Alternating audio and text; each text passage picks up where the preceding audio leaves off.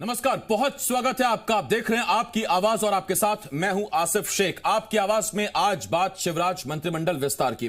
लंबे इंतजार के बाद आखिरकार एमपी में मंत्रिमंडल विस्तार हो गया। कुल 28 मंत्रियों ने मंत्री पद की शपथ ले ली। सरकार भले ही शिवराज की हो, मगर विस्तार सिंधिया का ही नजर आया। सिंधिया के दबदबे की वजह से बीजेपी के पुराने कई दिग्गजों की भेंट चढ़ी तो कई जगहों से बगावत की खबरें भी आने लगी। उधर उठ रहे सवालों पर सरकार और संगठन ऑल इज वेल का दावा कर रहा है। 24 सीटों पर उपचुनाव से पहले मंत्रिमंडल विस्तार के क्या मायने हैं? ग्वालियर चंबल संभाग पर सरकार का जोर उसे कितनी कामयाबी दिलाएगा? ऐसे कई सवाल हैं जिनके जवाब जानने की कोशिश करेंगे। खास और बड़ा पैनल भी हमारे साथ जुड़ेगा, लेकिन आइए सबसे पहले हमेशा की तरह एक रिपोर्ट देखते हैं। ईश्वर की शपथ लेता हूं कि विधि द्वारा स्थापित भारत के संविधान के प्रति सच्ची श्रद्धा और निष्ठा रखूंगी। मैं भारत की प्रभुता और अखंडता अक्षुण्ण रखूंगी। मैं मध्य प्रदेश राज्य के मंत्री के रूप में अपने कर्तव्यों का श्रद्धापूर्वक और शुद्ध अंतःकरण से निर्वहन करूंगा। और इसी के साथ लंबे इंतजार और जद्दोजहद के साथ चली माथापच्ची के बाद आखिरकार मुख्यमंत्री शिवराज सिंह चौहान का कुनबा बढ़ गया।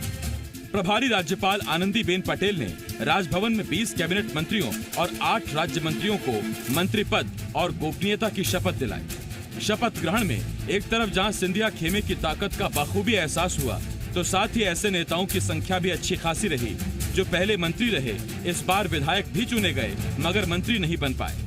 कैबिनेट विस्तार के साथ ही ये भी साफ हो गया कि किसे अमृत मिला और किसे विष मिला। मंत्रिमंडल विस्तार ने जहां कई सवालों का जवाब दिया तो नई सुगबुगाहटों को भी जन्म दे दिया। शिवराज सिंह चौहान ने कहा कि पार्टी में सभी को काम मिलता है। केवल भारतीय जनता पार्टी है। सब लोग भारतीय जनता पार्टी के कार्यकर्ता हैं। कई कार्यकर्ता आज मंत्री बने हैं। हमारे पार्टी में दूसरा कोई नहीं है, भारतीय जनता पार्टी है। अलग अलग जवाबदारियां अलग अलग समय पर अलग अलग मित्रों को दी जाती है। तो आज कुछ लोगों को मंत्री की जवाबदारी मिली है जी, कुछ को बाकी जवाबदारी मिलेगी। ये उपचुनाव को देखते हुए है क्या मंत्रिमंडल का गठन? उपचुनाव नहीं, मध्य प्रदेश की प्रगति और विकास के लिए। यानी सीएम ने अपने इस बयान से नाराज विधायकों को साधने की पूरी कोशिश की, मगर सवाल ये है क्या ऐसा हो पाया?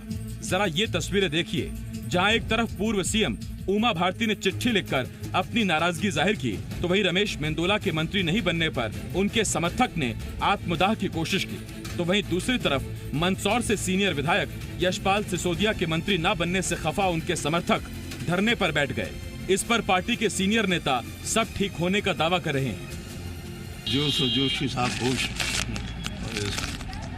अच्छी मंत्री परिषद में मान के चलता हूँ कि पार्टी संगठन ने सोच समझ के अच्छा मंत्रिमंडल बनाया होगा। और जो लोग हमारे मित्र नहीं आ पाए इसमें, मैं मान के चलता हूँ कि उनके लिए शीघ्र अच्छा और उचित सम्मान उनके लिए ही मिलेगा और सभी लोग मिलजुल के राज्य के कल्याण के लिए काम करेंगे। इसमें कोई शक नहीं कि मंत्रिमंडल विस्तार में सिंधिया की ताकत दिखी है, मगर जब ज्योतिरादित्य सिंधिया मीडिया के सामने आए तो कांग्रेस को जमकर घेरा और कह दिया टाइगर अभी जिंदा है।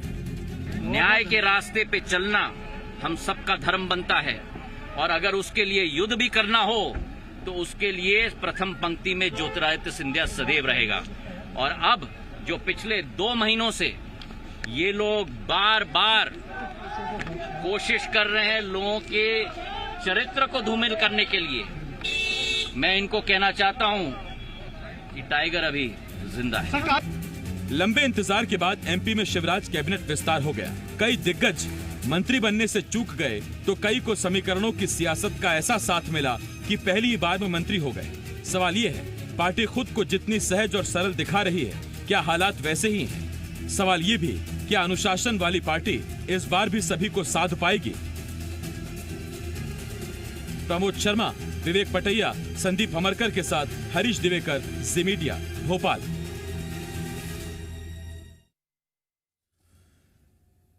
तो लंबे इंतजार और जद्दोजहद के बाद आखिरकार मंत्रिमंडल का विस्तार हो गया। पहले से 5 मंत्री, 28 ने अब शपथ ले ली और 1 मुख्यमंत्री, यानी कि कुल 34 का मंत्रिमंडल हो गया है। कांग्रेस ने हालांकि इस पर आपत्ति जताई है और खास मेहमान हमारे साथ जुड़ रहे हैं। और आज चूंकि मुद्दा बड़ा है तो डिबेट भी बड़ी है। 1 घंटा हम आज इसी पर चर्चा करेंगे।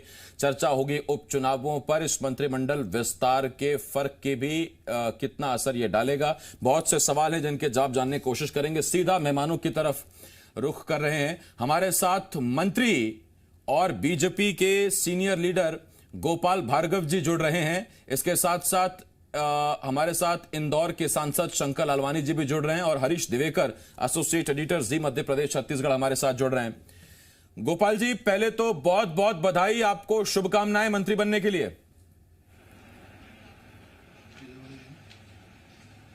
गोपाल जी, आवाज पहुंच रही है आप तक? हाँ, गोपाल जी, बहुत बहुत बधाई, बहुत बहुत शुभकामनाएं। कल तक जो डिबेट चल रही थी, हम कहते थे पूर्व मंत्री, बीजेपी के सीनियर विधायक, पूर्व नेता प्रतिपक्ष, अब नया ये कह रहे हैं मंत्री, पूर्व नेता प्रतिपक्ष, कई बार के विधायक। गोपाल जी आज हमारे साथ हैं, बधाई हो आपको। धन्यवाद, नमस्कार जी। गोपाल जी, आपको तो एक्सपीरियंस के नाते, कई बार के विधायक होने के नाते, सीनियरिटी के नाते आपको उचित सम्मान मिला, लेकिन उनका क्या जो आपके संगी साथी थे और रह गए?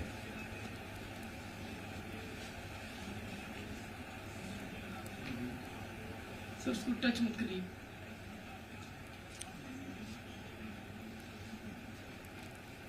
गोपाल जी, मैंने सवाल आपसे यह पूछा कि आपको तो सर उचित सम्मान मिल गया पार्टी में, लेकिन जो आपके संगी साथी हैं, 8 बार तो नहीं लेकिन 3-4 बार के जो विधायक हैं, 5 बार के विधायक हैं, उन्हें जो सम्मान नहीं मिला, उसका क्या? एक बार डिस्कस कर दीजिए।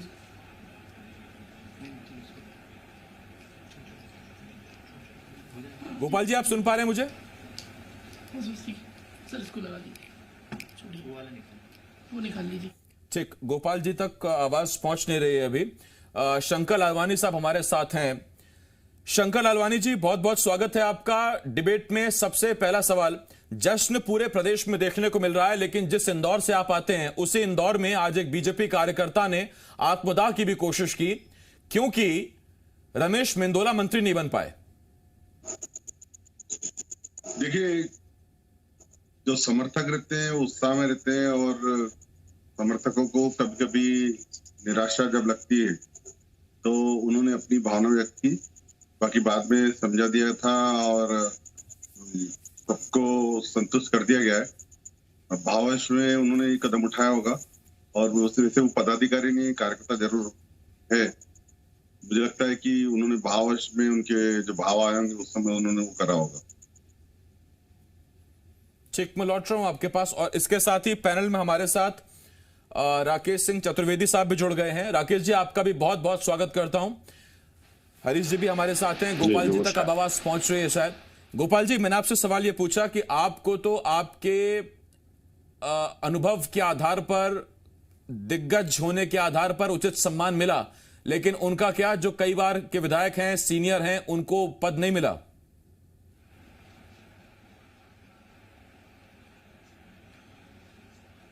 देखिए, पार्टी की जो हमारी केंद्रीय समिति है, जो हाईकमान है, उसके जो निर्देश होते हैं, जो पॉलिसी बनती है, राज्य को उससे सहमत होना पड़ता है।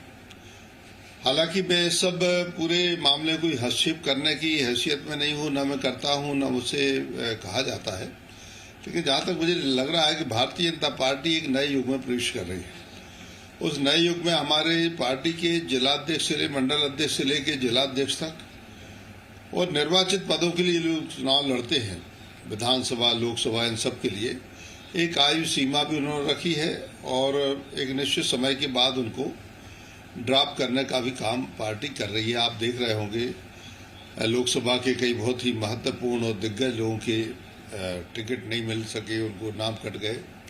विधानसभा में भी बहुत से लोग हमारे जो वरिष्ठ लोग थे, ऐसे लोगों के लिए आयु के कारण से, सरताज जी हैं, कुशमरिया जी हैं, सारे लोगों को, तो मैं मान के चलता हूं कि पार्टियां कुछ तय करती हैं कि नई पीढ़ी को सामने आना चाहिए, साथ में पुरानी पीढ़ी भी उसको मार्गदर्शन के लिए रहे कैबिनेट में। जहां जोश हो, साथ में होश भी हो।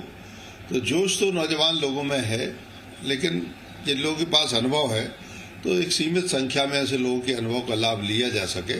इसी कारण से शायद इस प्रकार से मंत्रिपरिषद का ये विस्तार हुआ है। आंतरिक बात तो मुझे नहीं जानकारी, लेकिन मुझसे कहा गया कि आपको शपथ लेना है, तो मैं शपथ लेने के लिए पहुंच गया। लेकिन गहराई तक तो बहुत जो मैं सोचता हूँ पर्दे के पीछे मैं तो से सवाल वो पूछ रहा हूँ जो कार्यकर्ता के अंदर से उठ रहा है, और सवाल ये है कि फिर बिसाऊ लाल सिंह किस कैटेगरी में आते हैं, या पहली बार में टर्म्स एंड कंडीशंस लगाकर सब्सिडी दे दी गई उनको? देखिए, जब इस प्रकार से सरकारें बनती हैं जी, मैं आप लोग जानते होंगे, मैं इस बात को कहने में कोई संकोच नहीं, क्योंकि कांग्रेस पार्टी का एक बड़ा सेगमेंट, बड़ा धड़ा जो है वो भारतीय जनता पार्टी में मिला, और उसमें कुछ निर्दलीय भी मिले, कांग्रेस पार्टी के लोग भी मिले, और भी लोग उसमें शामिल हुए। तो स्वाभाविक रूप से जब एक ऐसी सरकार जो जनहित के काम नहीं कर रही थी, किसानों के हित के काम नहीं कर रही थी, बेरोजगारों के हित में कोई काम नहीं कर रही थी, अपने वचन पत्र के लिए पालन नहीं कर रही थी, और तो और जो हमारी लोकप्रिय योजनाएं थी, गरीबों के कल्याण की, संबल इत्यादि बंद कर दी गई थी, बच्चियों के कन्यादान के पैसे नहीं मिल रहे थे, नौजवान लड़कों की पढ़ाई के लिए जो उनके लिए वजीफा मिलता है वो कॉलेजों में, स्कूलों में उसकी फीस जमा नहीं हो रही थी। तो ये सारे के सारे जो विषय थे ये 1-1.5 वर्ष से आंदोलित कर रहे थे, और इस कारण से ये शायद पार्टी ने सोचा कि ये सरकार जितनी जल्दी जाए, नहीं तो 15 साल में हमने जो इस राज्य को बनाने का काम किया है, ये राज्य 15 महीने में खत्म हो जाएगा। तो इस कारण से मजबूरी है, ये सारा का सारा लोक हित में, राज्य हित में ये सारा का सारा हुआ। तो इस कारण से हो सकता है कि कुछ शिथिलता नियमों में पार्टी ने दी हो। ये सब हाईकमान का विषय है, मुझे इसके बारे में जानकारी नहीं, लेकिन इतना मैं कहना चाहता हूं कि नई पीढ़ी के साथ में और वरिष्ठ लोगों का जो समायोजन हुआ, इससे ऊर्जा भी मिलेगी, और जैसा मैंने कहा जोश के साथ में होश भी होगा। गोपाल जी, साथ में शंकर लालवानी साहब भी हैं, आपको शुभकामनाएं दे रहे हैं, और कांग्रेस से आपके मित्र चौधरी राकेश जी भी जुड़ गए हैं, आपको शुभकामनाएं दे रहे हैं, उनसे भी जरा बात कर लेते हैं।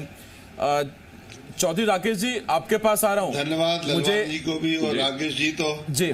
चौधरी राकेश जी, आपके पास आ रहा हूं। मुझे याद है करीब 8 दिन पहले, 9 दिन पहले हम एक डिबेट में साथ बैठे थे, आप भी थे और गोपाल जी भी थे, और आपने चिंता जताई थी गोपाल जी के लिए कि हाशिए पर ना चले जाएं गोपाल जी, इतने सीधे व्यक्ति हैं।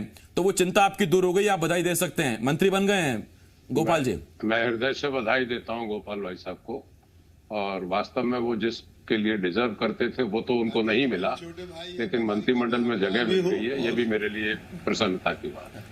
तो क्या सीधा सीएम बनवाना चाह रहे थे क्या आप चौधरी जी? हाँ, डिजर्व सीएम के लिए करते हैं, सीनियोरिटी के हिसाब से। जो व्यक्ति लगातार 85 से एमएलए बन रहे हैं, तो उनका जो कद है वो चीफ मिनिस्टर के कद। राकेश जी मेरे छोटे भाई है जी। राकेश जी के लिए बहुत बहुत धन्यवाद हौसला अफजाई के लिए। नहीं, ये सीएम वाला सवाल मैंने इसलिए पूछा क्योंकि उसी डिबेट में राकेश जी ने कहा था एक बात कि खुद सीएम शिवराज जो हैं वो भी राजनीतिक करियर में गोपाल जी के जूनियर हैं, तो अभी तक जो वांछित सम्मान है वो गोपाल जी को नहीं मिल रहा है। खैर राकेश जी, मैं इस पर आऊंगा आपके पास। शंकर लालवानी साहब, मैं आपके पास आ रहा हूं। शंकर लालवानी साहब, क्या मालवा निमाड़ को इसलिए अपेक्षित प्रतिनिधित्व नहीं मिला क्योंकि ज्यादातर सीटें उपचुनाव की ग्वालियर चंबल में हैं, और ग्वालियर चंबल की हर दूसरी तीसरी सीट पर इस वक्त मंत्री बन गया है? नहीं, ऐसा नहीं कह सकते। मालवा चंबल को और मालवा और निमाड़ को पूरा प्रतिनिधित्व मिला, और आप देखेंगे कि रतलाम, उज्जैन, इंदौर, ग्रामीण और आदिवासी क्षेत्र जो खंडवा खरगोन वहां से मिला है। तो ऐसा नहीं कह सकते कि नहीं मिला प्रतिनिधित्व बिल्कुल मिला है। मेरे ख्याल से हिसाब मेरा अगर गड़बड़ नहीं है तो 7-8 सीटें दोनों संभागों को मिलाकर आई, और वहां ग्वालियर में अकेले सारे मिला दे तो 12 से 14 मंत्री बन गए हैं। देखिए, हमको पहले से ज्यादा हमको प्रतिनिधित्व मिला है। ठीक, अब शंकर जी इसी में खुश हो गए कि पहले से ज्यादा प्रतिनिधित्व मिला है। आला कमान के निर्देश पर कोई खैर इतनी खुलकर टिप्पणियां आती भी नहीं है, लेकिन शंकर जी आपको भी बधाई, आपकी पार्टी का आज मंत्रिमंडल विस्तार हुआ, मध्य प्रदेश के नागरिकों को भी बधाई। अब हरीश जी, मैं आपके पास आ रहा हूं। हरीश जी, देखिए, सारा जो चक्रव्यूह है वो 24 का चक्रव्यूह है, 24 सीटें हैं, उपचुनाव है, और उसको लेकर जीतने पर पूरा मंथन है, और ये जो मंत्रिमंडल विस्तार दिखा, इसमें जो नाम दिखे और जिन सीटों का चयन किया गया, जिन लोगों का चयन किया गया, फोकस सीधा सीधा उपचुनाव है कि एक बार सरकार बन जाए, उसके बाद तो रिशफलिंग शफलिंग काम हो रहा है, रिपोर्ट कार्ड क्या है, समीक्षा होगी विभागों की, वो चलता रहेगा फिर वो।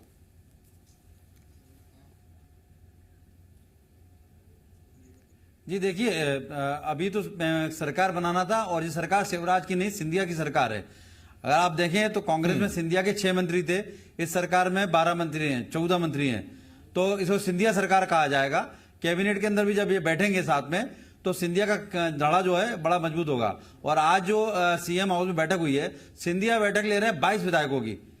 सिंधिया 22 विधायकों के दल की नेता बन गए, मतलब एक तरह से देखा जाए तो उनके फोकस में अपने 22 विधायक जो है वो उसको उनके ऊपर फोकस है, तो कहीं ना कहीं सरकार में बड़ा हस्तक्षेप रहेगा आगे। अभी पोर्टफोलियो को लेकर सिंधिया जी का दौरा है, कल रुकना है उनको, तो कल रुकेंगे तो कल विभाग को लेकर भी खींचतान है। तो अभी सरकार का गठन के बाद सरकार का मंत्रिमंडल विस्तार हुआ है और बहुत ही चुनौतीपूर्ण है। जिस तरह से उमा भारती का 1 घंटे के अंदर बयान आता है, हालांकि बाद में उनके ऊपर प्रेशर बना तो वो अपने बयान को गोलमोल करती है, अलग बात है, पर उनका बयान प्रतिक्रिया आती है असंतुलन है। दूसरी बात करते हैं कि आप देखें इंदौर के अंदर रमेश मेंदोला कार्यकर्ता आत्महत्या का प्रयास करते हैं, मंदसौर में देखेंगे तो वहां पर उनके समर्थक धरने प्रदर्शन में बैठ जाते हैं। तो ये तो अभी छुटपुट तरीके से मामला हो रहा है जहां पर ना समझिए, लेकिन जो समझदार हैं और तूफान से पहले की शांति है, बिंद और महाकौशल ये दोनों शांत बैठे हैं। यहां से एक एक राज्य मंत्री मिला हुआ है और जिस तरह से पार्टी का फोकस है मिशन 24, वो पूरा फोकस ग्वालियर चंबल पे ज्यादा दिखा क्योंकि 16 उपचुनाव वहां से हैं, बाकी क्षेत्र हैं अलग अलग बटे हुए हैं, 4-5 सीटें हैं, तो यहां पर कम सीटें दिखाई दी। ग्वालियर चंबल से बात करें तो 11 मंत्री दिए गए हैं अकेले ग्वालियर चंबल से, हर दूसरी सीट पे जिस तरह से आप कह रहे थे। दूसरी बात यहां पर एक बड़ी बात है कि राजपूत की सरकार अगर दूसरे वर्ड में कहा जाए तो 9 राजपूत दिख रहे हैं, 9 राजपूत दिख रहे हैं। 9 राजपूत यानी ठाकुर दे दिए गए। भिंड से केवल गोविंद सिंह जो चेहरा है, जिस तरह दिग्विजय सिंह या गोविंद सिंह सिंधिया जाने के बाद भिंड में ग्वालियर चंबल में नेता कम हो गए, तो गोविंद सिंह भिंड के और तो वहां उनको कमजोर करने के 2 नेता दिए, अरविंद भदौरिया, ओपीएस भदौरिया। मुरैना की बात करें तो वहां ब्राह्मण और ओबीसी का बहुत बड़ा तालमेल है, तो एक गुर्जर नेता को दे दिया, एक ब्राह्मण को दे दिया, तो बड़ा सोची समझी रणनीति तहत दिया गया है। लेकिन आसिफ एक चौंकाने वाली बात बता रहा हूं जो अभी अभी मुझे डिबेट में आने से पहले पता पड़ी।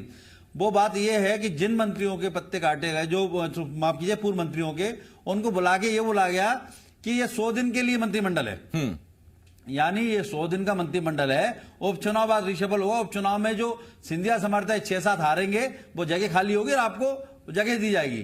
तो ये मान के चल रही है भाजपा की 5-6 विधायक मतलब जो है मंत्री बने वो हारेंगे। तो अगर अब जब उन्होंने मुझे हमारी बात हुई कैमरे पीछे, हमने उनसे कहा कि क्या गारंटी अगर विधायक हार गए तो मंत्री जीते फिर क्या करेंगे, तो वो निरुत्तर हो गए। अभी उनको बनाने के लिए डैमेज कंट्रोल जो कमेटी बैठक चली विनय सहस्त्रबुद्धे के अध्यक्षता में सीएम हाउस में देर रात तक, एक को बुलाया गया, गौरीशंकर बिसेन को बुलाया गया, उनसे बात की गई, फिर रामपाल जी को बुलाया गया, उनसे बात की, राजेश शुक्ला को बुलाया गया, तो सबको संतुष्ट किया गया। उपचुनाव यही इसी पर हम आगे चर्चा करेंगे। मैं लौटूंगा आपके पास, लेकिन गोपाल जी एक बार फिर आपके पास आ रहा हूं। गोपाल जी, आप मंत्री बने, मैं बहुत खुश हूं, मुझे कोई आपत्ति नहीं, लेकिन आपत्ति जो है वो ये कि विंध्य से आपत्ति उठ रही है। उनका कहना है कि पहली बार विंध्य से पार्टी को इतना जबरदस्त साथ मिला, लेकिन बुंदेलखंड के सिर्फ 2 जिलों में, 1-2 जिलों में, सागर, खुरई, रैली, सभी से प्रतिनिधित्व, और पूरे विंध्य को क्या मिला? 1 राज्य मंत्री, 1 पद।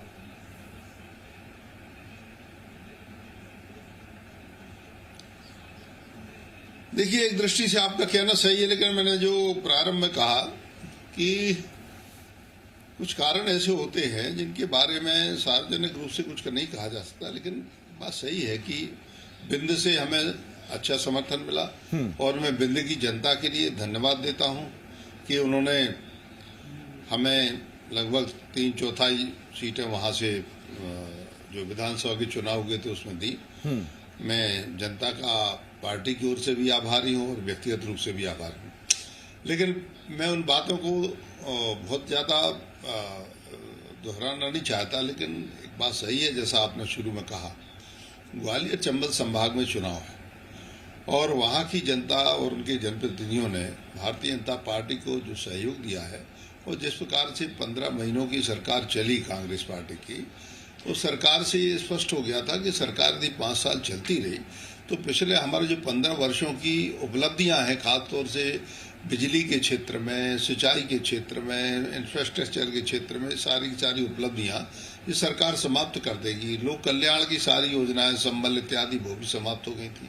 बच्चियों के कन्यादान के पैसे भी नहीं मिले थे और तो और घोषणाएं हो रही थी, काम कुछ नहीं हो रहा था। इस कारण से आवश्यक था कि लोक हित में जिस तरह से भी हो इस सरकार के लिए चले जाना चाहिए और अच्छी एक जनप्रिय सरकार फिर से बनना चाहिए। तो इसी कारण से हम लोगों ने ये तय किया होगा। भार्गव जी, गजब इत्तेफाक है। अब ये कमलनाथ, पूर्व मुख्यमंत्री कमलनाथ ने भी आज एक बयान दिया और उनकी भी चिंता यही थी। उन्होंने कहा कि हमको सरकार जाने का कोई डर नहीं, कोई खौफ नहीं, हमको तो चिंता इस बात की जो अच्छी नीतियां शुरू हुई थी वो बीजेपी शुरू नहीं होने दे रही है। इस बीच एक बड़ी खबर आ रही है और बड़ी खबर यह है कि मंत्रिमंडल विस्तार के बाद कांग्रेस में बीजेपी ने बड़ी सेंध लगाई है। पूर्व मंत्री समेत कांग्रेस के कई पूर्व विधायक और पदाधिकारी बीजेपी में शामिल हो गए हैं। पूर्व मंत्री रामकृष्ण कुसमारिया, रघुवीर सिंह कादियान, पूर्व विधायक गजराज सिंह यादव, राजकुमार सिंह यादव बीजेपी में शामिल हो गए हैं। पूर्व विधायक जगन्नाथ सिंह रघुवंशी, गणपत पटेल, केदार मंडलोई शामिल हुए हैं।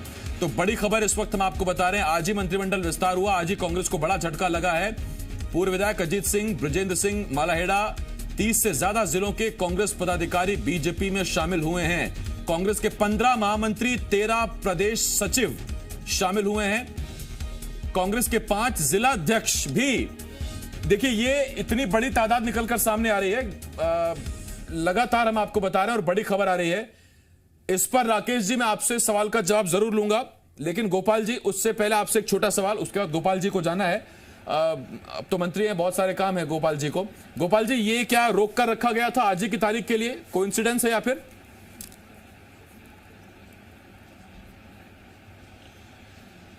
कोइंसिडेंस भी है और मैं मान के चलता हूं कि राजनीति संभावनाओं का खेल, और संभावनाओं में संभावनाएं अनंत होती हैं, कभी भी कुछ भी घटित हो सकता है।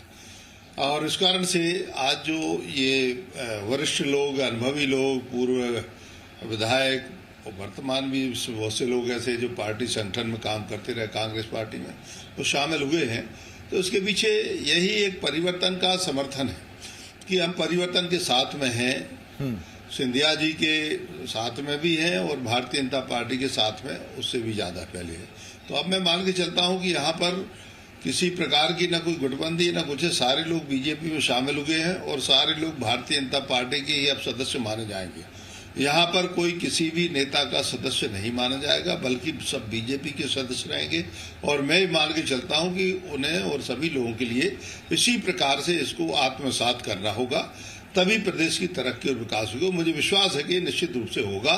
सभी लोगों ने इसको मन से स्वीकार कर लिया है और अब प्रदेश में प्रगति की जो रुक गई थी एक प्रकार से गति, वो गति अब पकड़ेगा पूरा प्रदेश। और मुझे लगता है कि आने वाले 3-3.5 वर्षों में मध्य प्रदेश पिछले 15 महीनों में जो घाटा हुआ, जो नुकसान हुआ, जो एक प्रकार से योजनाओं का जो एक प्रकार से ठीक है सर, जनता की भलाई आप करें, कांग्रेस करे, हमें जनता की भलाई से मतलब है, उसके लिए आपको बहुत शुभकामनाएं। और गोपाल जी, आपको एक बार फिर बधाई देता हूं, शुभकामनाएं देता हूं मंत्री बनने के लिए। ये उठता है कि अगर जिला अध्यक्ष ही पार्टी छोड़ देंगे जो उपचुनावों से आने पहले, तो फिर पार्टी का काम कैसा चलेगा? बताने के लिए हमारे साथ चौधरी राकेश जी हैं और शंकर लालवानी जी बीजेपी से सांसद हैं, इंदौर से हमारे साथ जुड़े हुए हैं। चौधरी साहब, अब आपके पास ही आ रहा हूं सर। अगर सूबेदार ही कमान छोड़ देगा तो फिर सूबा आगे कौन बढ़ाएगा?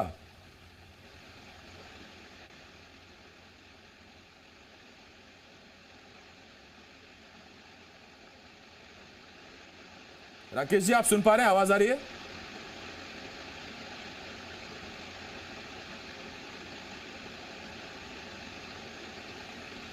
राकेश जी तक आवाज नहीं पहुंच पा रही है। वैसे खबर ही इतनी सदमे वाली है।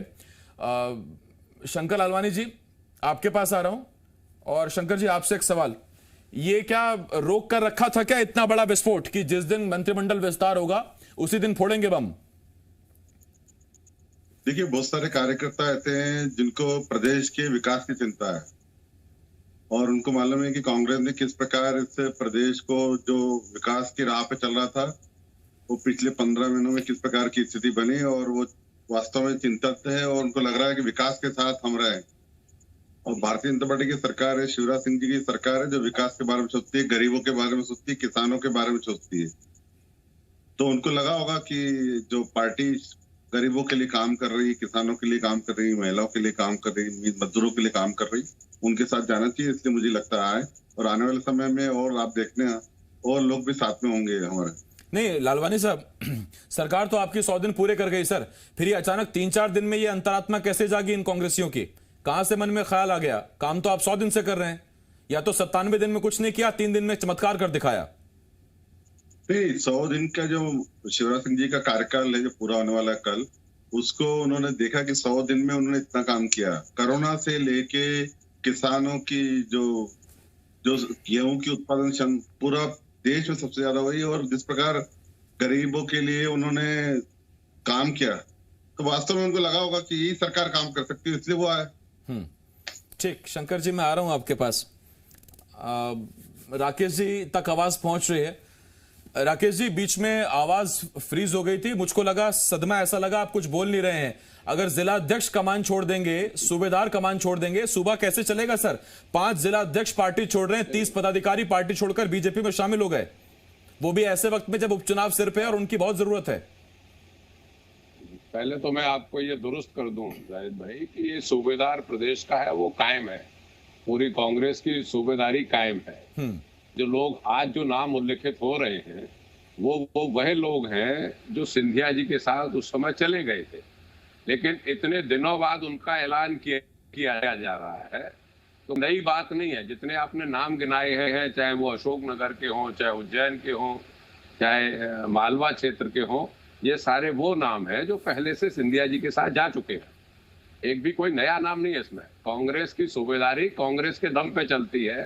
छोटे मोटे प्यादे अगर चले जाते हैं तो कांग्रेस की सूबेदारी खत्म नहीं होती है। कुशमारिया साहब एक ऐसा नाम मुझे याद आता है जिन्होंने घर वापसी कर ली। हालांकि आपकी 15 महीनों की सरकार में वो भी कुछ ना कुछ सम्मान चाहते रहे।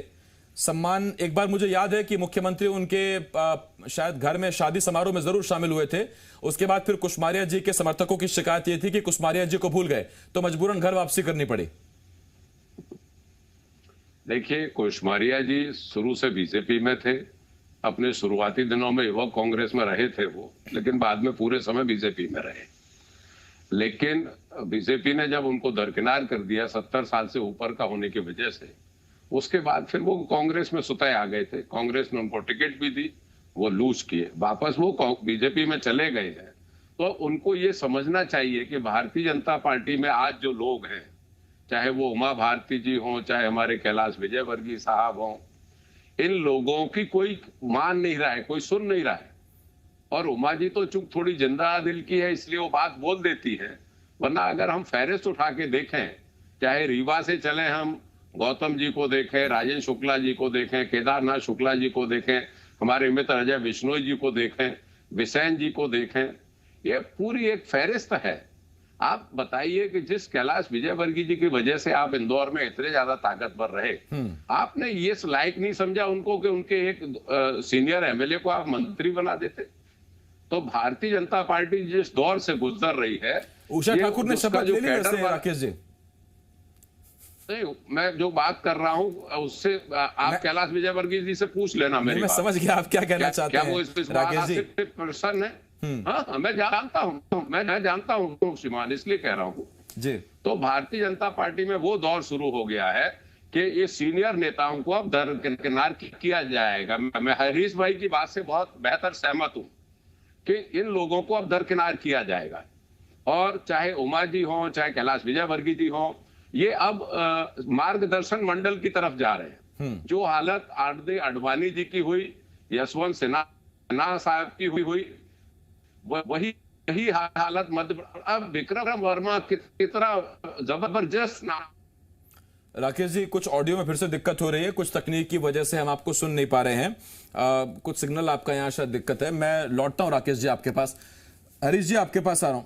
हरीश जी, अब जो बदलाव हुआ इस पिछले 100 दिन के अंदर में, बदलाव अब यह हुआ कि कांग्रेस में पावर सेंटर हुए हैं कम और अब वो पावर सेंटर शिफ्ट हो गए बीजेपी में। नतीजा अगर सिर्फ उपचुनाव के लिहाज से ग्वालियर चंबल को अगर हम देख लें तो इस ग्वालियर चंबल में ही बीजेपी में कई नाम सामने खड़े हैं। ज्योतिरादित्य सिंधिया उतनी मजबूती से खड़े हैं जितने नरेंद्र सिंह तोमर कभी हुआ करते थे। प्रभात झा कभी हुआ करते थे, वीडी शर्मा खुद उस इलाके से आते हैं, हरीश जी आप तो उसी इलाके से आते हैं, बेहतर बता पाएंगे। तो पावर सेंटर जो एक ही चंबल संभाग में इकट्ठा हो गया, कहीं ऐसा ना हो फिर वो वर्चस्व की जंग में अब तक जो पावर सेंटर लिमिटेड थे और उन्हीं में जो अंदरूनी खटपट चला करती थी वो अब ज्यादा ना दिखने लगे, बजने ना लगे, वो उसकी आवाज बाहर ना आने लगे। आसिफ जी, और इसमें एक ऐड करूंगा हरीश जी, इसमें एक ऐड करूंगा कि और उधरी दूसरी तरफ कांग्रेस में अब अगर ग्वालियर चंबल में टिकट वितरण या कोई भी अगर चीज है तो एक नाम अगर वहां कोई रह गया है तो वो है दिग्विजय सिंह।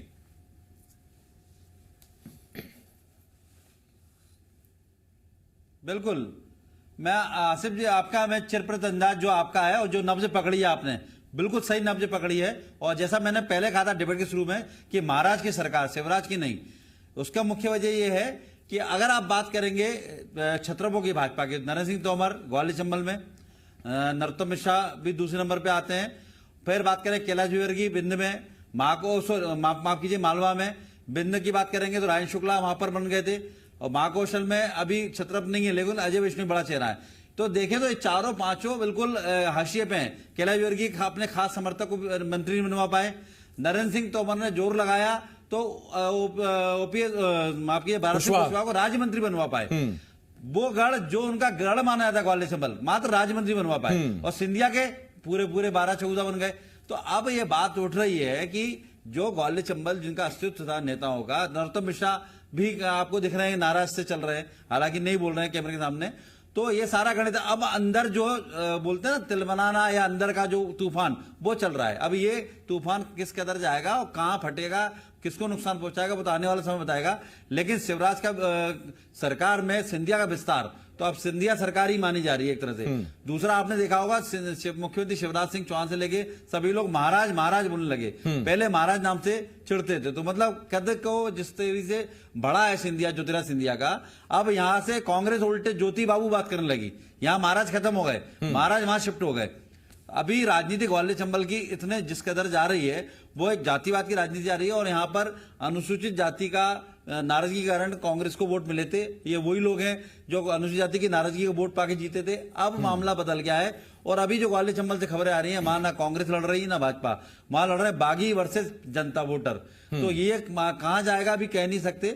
लेकिन जो अभी सामने पिक्चर आ रही है उस पिक्चर में ये बात गणित भाजपा के सर्वे में निकल के आई है। यही वजह है कि हर दूसरे आदमी को मंत्री बना दिया गया वहां पर, कि भाई मंत्री बन के जाएंगे तो कम से कम जनता को लगेगा हम मंत्री को जिता रहे हैं, मंत्री को वोट दे रहे हैं।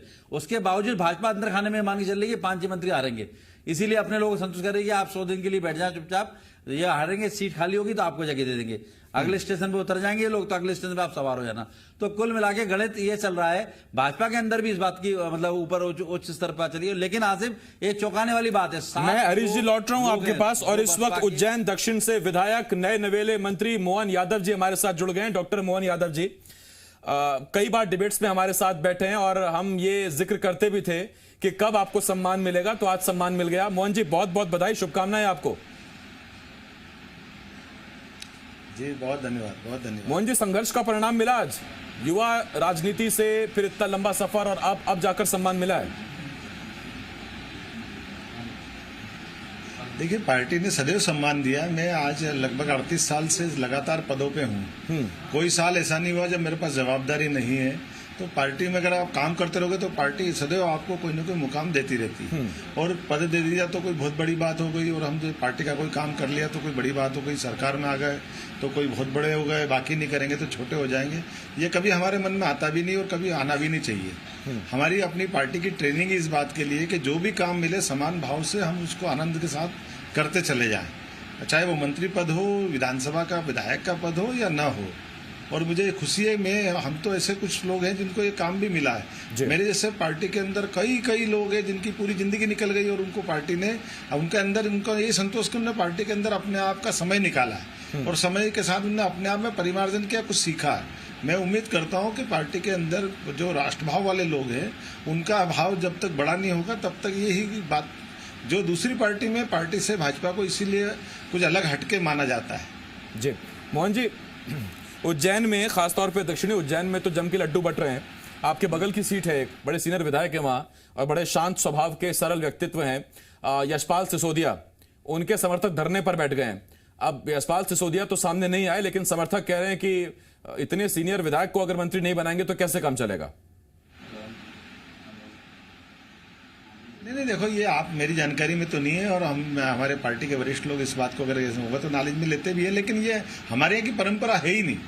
मैंने बताया कि मेरा स्वयं का उदाहरण देता हूँ कि 2003 में मुझे पार्लियामेंट्री बोर्ड ने टिकट दिया, बड़नगर से मैं प्रत्याशी बना था, लेकिन मुझे लगा पार्टी के लोगों का, अपने नीचे वरिष्ठ लोगों ने उज्जैन में निर्णय कर लिया कि मुझे छोड़ना चाहिए, मेरी जगह माननीय शांतिलाल जी धवई को टिकट मिलना चाहिए, तो शांतिलाल जी धवई को टिकट दे दिया, बल्कि पार्लियामेंट्री बोर्ड से टिकट तो मुझे मिला था, लेकिन उसके बाद भी हमने दे दिया। और उस बात पे कोई हमको मन में वो नहीं लगा, क्योंकि पार्टी में हमारी पार्टी हमारे माता पिता के समान है, उनकी इज्जत करना, उनके साथ कदम से कदम मिला के चलना, इसलिए तो भाजपा आज विश्व की सबसे बड़ी पार्टी बनी।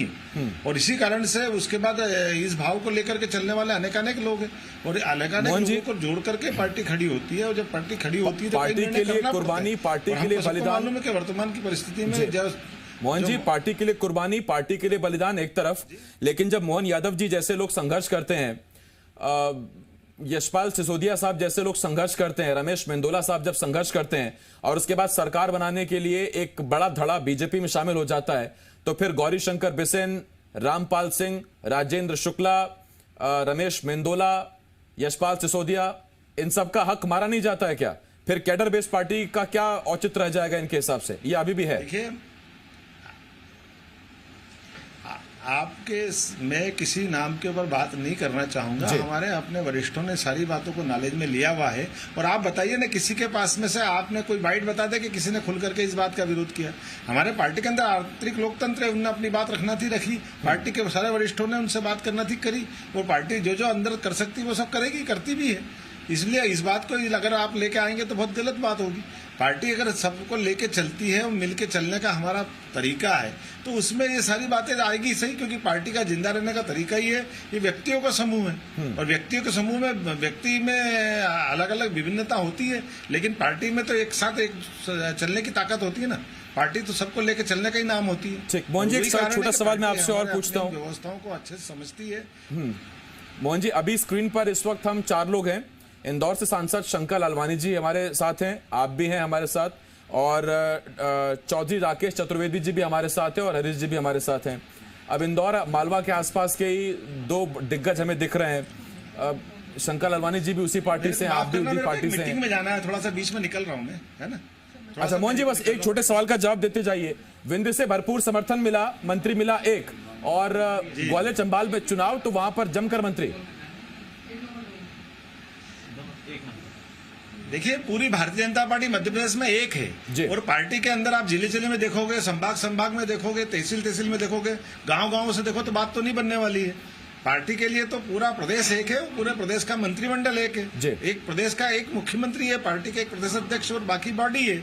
तो पार्टी तो एक परिप्रेक्ष्य में ही देखेगी ना, उसको विखंडित करके कैसे देखेगी?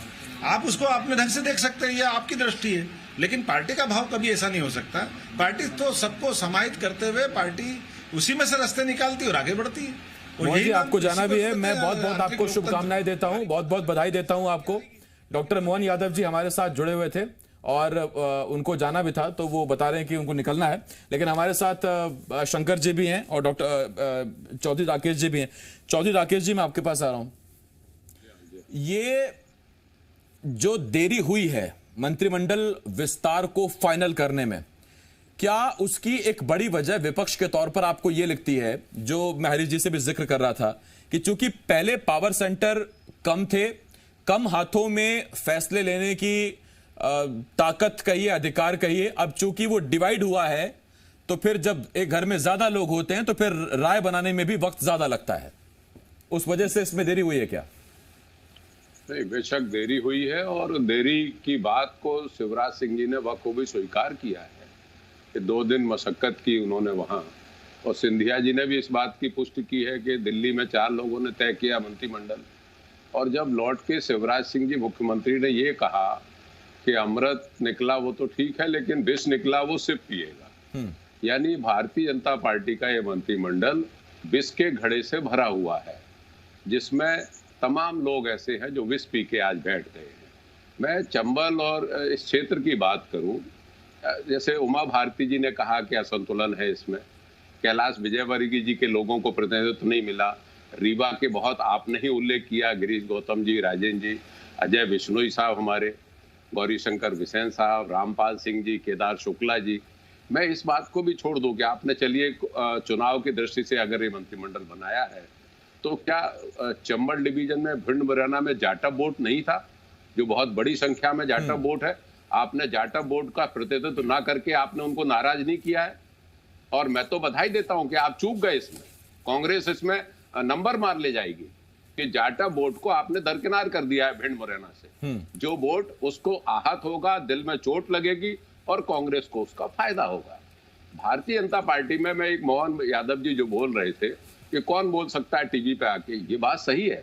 दक्षिण पंथियों के सामने कोई नहीं बोल सकता है, इनमें किसी में ज़र्फ नहीं है कोई नेता में। उमा जी इतना बोल भी गई, चिट्ठी लिख भी दी है, लेकिन जब जब बोली है तब तब उन्हें हाशिए पे जाना पड़ा है। कैलाश विजयवर्गीय जैसा जिंदा दिल आदमी, आसिफ भाई, जिसको मैं 90 से जानता हूं, अगर वो रमेश मेंदोला जी को मंत्री नहीं बनवा पाए तो मैं कह रहा हूं कि काहे की राजनीति तुम्हारी। नहीं, ये तो एक बात है। देखिए, मैं आपके पूछने पर ये सवाल नहीं पूछ रहा हूं, लेकिन ये सवाल तो जरूर उठेगा कि शंकर लालवानी साहब, मुझे नहीं पता आप इसके जवाब में क्या कहेंगे, लेकिन एक ऐसा नेता जो मुख्यमंत्री का दावेदार माना जाता था, जिसके बारे में कहा जाता था कि पैरेलल चलते हैं शिवराज के, इंदौर में अगर सरकार है तो कैलाश विजयवर्गीय, आज क्या वाकई ये स्थिति है कि रमेश मेंदोला जैसा एक सीधा सरल विधायक जो पार्टी के लिए काम करते हैं, उनकी एक जगह नहीं बनती थी क्या?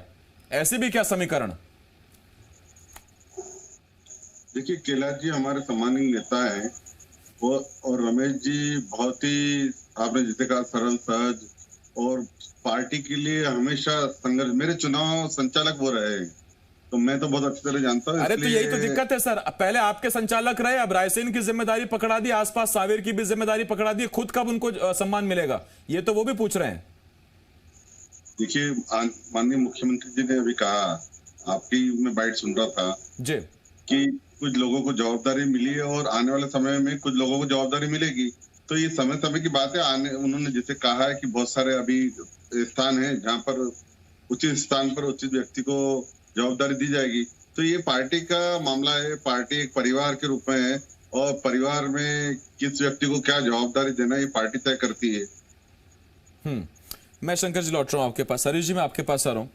आज नरोत्तम मिश्रा भी न जाने मैं सही पढ़ पाया कि नहीं, बॉडी लैंग्वेज से थोड़े उखड़े उखड़े नजर आए। बाद में जब विभाग देखता हूं तो पाता हूं कि नंबर 2 विभाग, जिसे गृह विभाग कहते हैं, स्वास्थ्य विभाग जैसा, उन्हीं के पास है। तो जब दोनों इतने अहम विभाग उनके पास हैं और नीचे सीनियर लीडर के तौर पर गोपाल भार्गव ने भी आज कैबिनेट ज्वाइन कर ली, तो फिर नाराजगी किस बात को लेकर है? ऐसा अंदरूनी क्या निकल कर आया?